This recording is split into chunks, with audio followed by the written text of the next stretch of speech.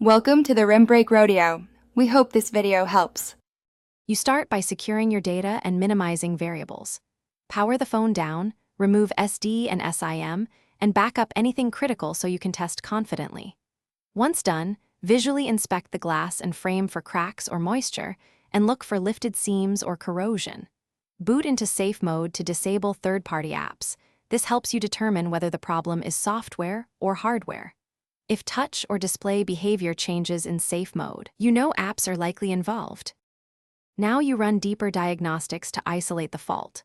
Perform a soft reset, and if available, wipe the system cache partition. This clears transient corruption without erasing data. Make sure to uninstall any recent apps that coincide with the issue. Use built-in diagnostic menus or ADB commands to run touch and pixel tests so you can log exact failures. If touch inputs register inconsistently or pixels stay unlit, those precise results will guide whether to continue with software repairs or prepare for hardware disassembly. Finish by taking measured hardware steps only after software avenues fail.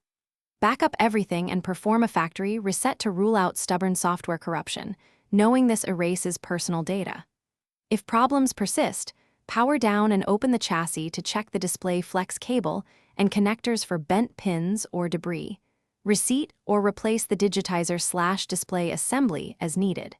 If you replace parts yourself, work on a clean surface and document screw locations.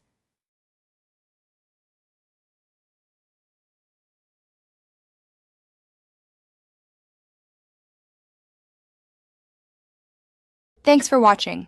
Consider subscribing if we helped you.